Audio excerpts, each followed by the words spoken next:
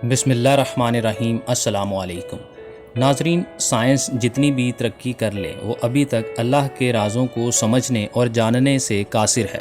سائنسدان دن رات کوششوں میں لگے ہوئے ہیں کہ کائنات کو سمجھا جائے، لیکن وہ ابھی تک زیادہ خاص معلومات سمجھ نہیں پائے ہیں کہ جتنی بڑی کائنات ہے۔ ٹائٹن آبدوس جو ٹائٹینک کا ملبہ دیکھنے سمندر کی گہرائیوں میں گئی تھی، وہ خود بھی ملبے کا ڈھیر بن گئی سمندر کے اندر۔ ایسی وہاں کون سی مخلوق دیکھی گئی ہے جس پر ابھی بات نہیں ہو سکتی؟ وہ کون سے حقائق ہیں جو چھپائے جا رہے ہیں، جو ڈسکس ہی نہیں ہو سکتے ہیں؟ ایک عام انسان کی عقل سمجھ ہی نہیں سکتی، جان لے تو پریشان ہو جائے گا۔ سمندر میں ایک ہی مقام پر دوبارہ حادثہ کیوں پیش آیا؟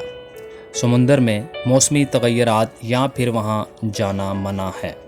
ان تمام سوالوں کے جوابات آپ کو اس ویڈیو میں دینے جا رہے ہیں، مگر آپ سے گزارش ہے کہ ہمارے اس چینل کو سبسکرائب کر لیں، ویڈیو کو لائک اور شیئر کر دیں۔ ناظرین، ٹائٹن آبدوس کا حادثہ سمجھنے سے پہلے آپ کو تھوڑا سا تعارف ٹائٹینک جہاز کی تباہی کو سمجھنے کا دیتے ہیں۔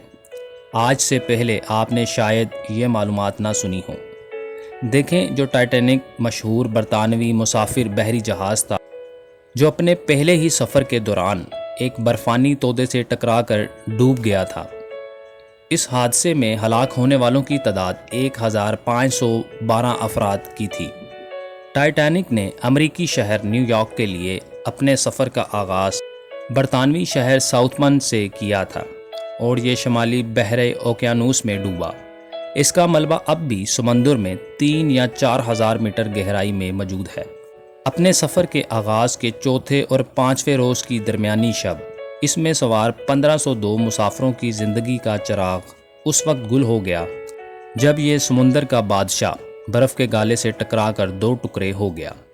لائف بوٹس کے ذریعے وائٹ سٹار لائن کمپنی کے ٹائٹینک کے صرف 722 مسافر زندہ بچ پائے۔ ان میں کمپنی کا مالک اس میں بھی شامل تھا، جو خواتین اور بچوں کو ڈوبتے جہاز میں چھوڑ کر ایک کشتی کے ذریعے نکل گیا۔ اس خود غرضی پر وہ پوری زندگی نفرت کا نشانہ بنا رہا ہے۔ اسے ٹائٹینک کا بزدل اس میں کہا جاتا تھا۔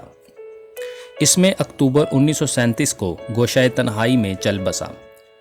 دوسری طرف جہاز کا کپتان ایڈورڈ جان اسمتھ بیشتر عملے کے ساتھ خواتین اور بچوں کو بچانے کی کوشش میں خود ڈوب کر انسانیت پر احسان کر گیا۔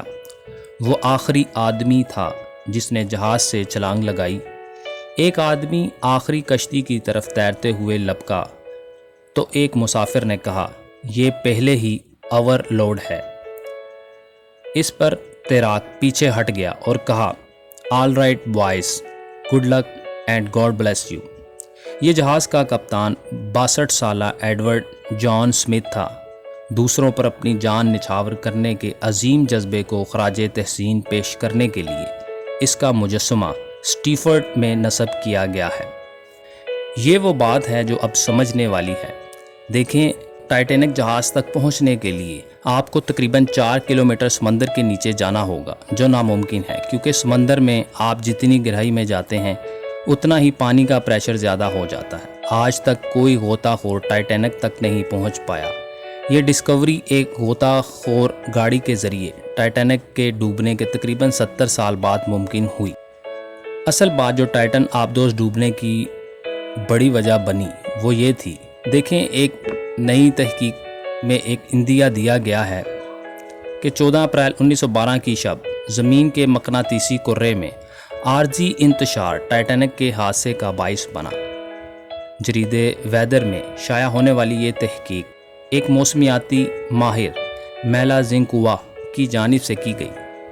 عینی شاہدین نے برفانی تودے سے ٹائٹینک کے ٹکرانے کے بعد مضبوط ناردرن لائٹس کو آسمان پر دیکھا تھا۔ ٹائٹینک کارپیتھا کے سیکنڈ آفیسر جیمز بیسٹ نے 14 اپریل 1912 کی رات کو اپنی لاگ میں لکھا تھا، آسمان پر چاند نہیں تھا، مگر ناردرن لائٹس کی روشنی چاندنی کی طرح جگمگا رہی تھی۔ ٹائٹینک کے حادثے میں بچ جانے والوں نے بھی صبح 3 بجے کے وقت اپنی لائف بوٹس میں آسمان پر ان روشنیوں کا ذکر کیا تھا۔ اس طرح کی روشنیاں سورج کی جانب سے تیز رفتار ذرات کے سیلاب کے اخراج کے نتیجے میں پیدا ہونے والی شمسی طوفان سے بنتی ہیں۔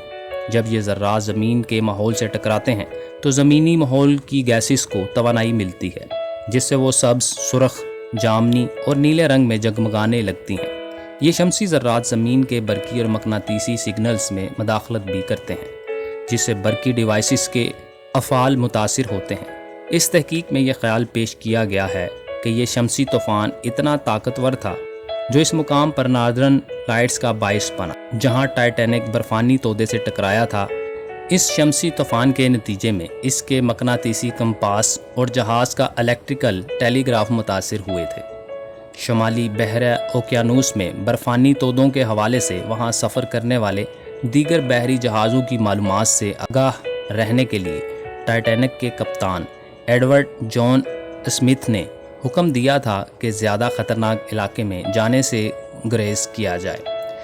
یہ وہ وجہ بنی ہے جس وجہ سے ٹائٹن آبدوز تباہ ہوئی ہے، اور ممکن ہے ہو سکتا ہے کہ سمندر میں بہت سی مخلوقات ہیں اور بہت بڑی بڑی مچھلیاں بھی موجود ہیں جن کے ٹکرانے سے تباہ ہو گئی ہو۔ آپ کی کیا رائے ہے؟ ہمیں کمنٹ باکس میں ضرور بتائیے۔